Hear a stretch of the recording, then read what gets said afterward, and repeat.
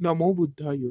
आज हम तथागत गौतम बुद्ध के महापरिनिर्वाण के बारे में पढ़ेंगे, जहां हम बताएंगे कि महापरिनिर्वाण सूत्र में बुद्ध की अंतिम पदयात्रा का मार्मिक विवरण मिलता है।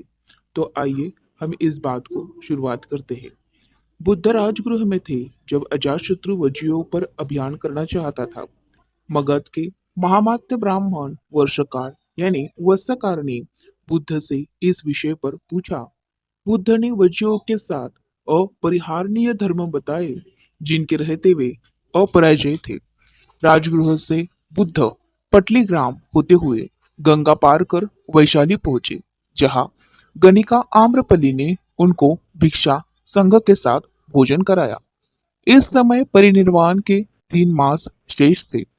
भगवान ने वर्षवास समीप के वेलुग्राम में व्यतीत किया। यहाँ वे अत्यंतिक रुग्ण हो गए और आनंद की इस आशंका पर कि कहीं भिक्षु संघ से बिना कुछ कहे ही भगवान का परिनिर्वाण न हो जाए, उन्होंने स्वयं कहा, मैं अब जीर्ण वृद्ध हूँ। 80 वर्ष में मेरी आयु है, जैसे जर्जन शकट हो। अतएव आनंद आत्मदीप बनकर आत्मशरण, अनन्य शरण, धर्मदीप धर्मशरण बनकर तुम लोग बिहरो। वैशाली से बुद्ध भंडग्राम भोगनगर होते हुए पावा पहुंचे, जहां उन्होंने चुंद कमारपुत्त का आतिथ्य स्वीकार किया था और सुकर मध्य जंगली कंद फड़ाफोड़ खाने से उन्हें यंत्रणामय रक्ताधिसार हो गया। रुग्णावस्था में उन्होंने कुशीनगर को प्रस्थान किया और हिरण्यवती नदी पार कर वे शालवन में 2 साल वृक्ष के बीच लेट गए। सुभद्र नामक परिवज्रक को उन्होंने अंतिम उपदेश किया और भिक्षुओं से कहा कि उन्होंने पात धर्म ही शास्त्र रहेगा।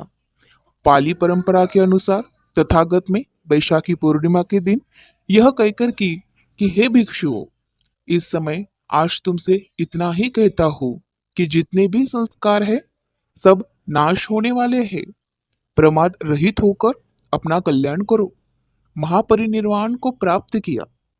तथागत बुद्ध की मृतदेह का नगर के पूरब मल्लों के मुकुट बंधन चैत्य पर जाकर अग्निदाह किया और अस्थि अवशेष का 8 भाग कर कुशीनगर के मल्लों, मगध, नरेश अजातशत्रु, वैशाली के लिच्छियों, कपिलवस्तु के शाक्य, अलकंपा के पुलियों, रामगढ़ के कोलियों, बेड्डद्वीप के ब्राह्मणों तथा पावों के मल्लों में बांट दिया गया। इन सभी ने भगवान बुद्ध के अस्थि स्तूप बनवाए। इन 8 अस्थि स्तूपों के अलावा 2 और स्तूप बने।